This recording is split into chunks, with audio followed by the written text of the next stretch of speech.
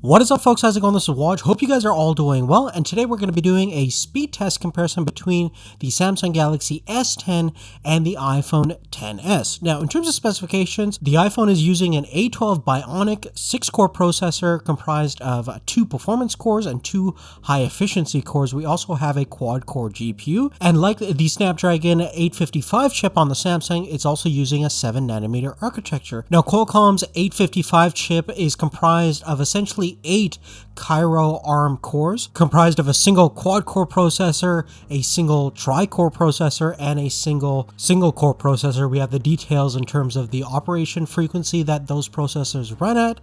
We are also using the Adreno 640 GPU on the S10, and in terms of RAM, we have about 8GB on the Samsung versus 4GB on the XS. Now, the reason why this is an important speed test is that both of these phones actually represent the family of smartphones that are currently being offered by Apple and Samsung. So the S10, S10 Plus, and S10e have the exact same processor, and the same thing goes with the XS, XS Max, and XR on the iPhone side at the exact same A12 Bionic chip. So essentially over here, we're going to get a good idea in terms of how the current generation iPhones stack up against the latest and greatest smartphones from Samsung. Now, firstly, let's get into the synthetic benchmark results. Let's look at Basemark OS version 2, and here, taking a look at the overall results, you can see that the iPhone is coming out on top with that higher score of around 5,400 versus 4,700 points on the S10. And feel free to pause the video if you want detailed information about some of the other numbers, but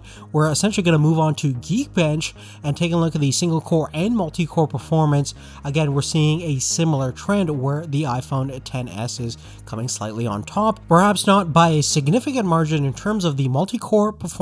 As you can see, both are scoring around 11,000 points, but on the single core performance, it's definitely higher, around 4,700 points versus 3,500 points on the S10.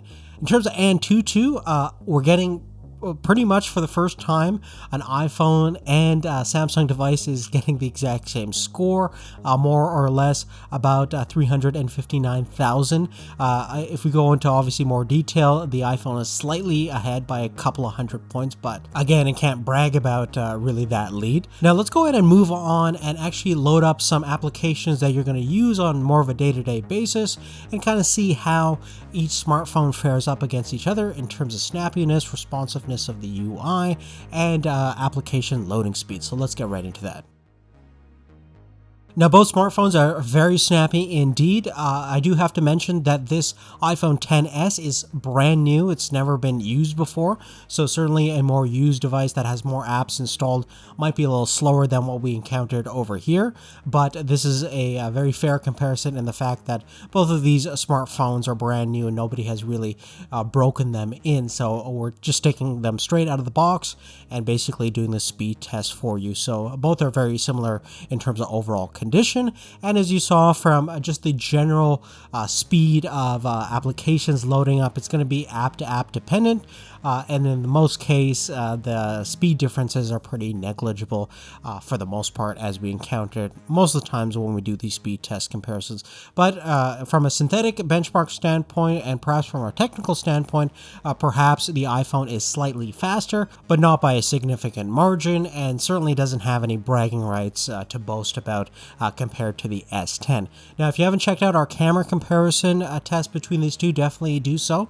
Click on the card or in the description down below, and we're also going to have a battery life test coming out very, very soon, and perhaps it's already out. So definitely check out the description and the channel for more details. In the meantime, I want to thank you so much for watching. Thanks for your support. Make sure you give us a thumbs up and have notifications turned on. Other than that, we'll see you later. Take care.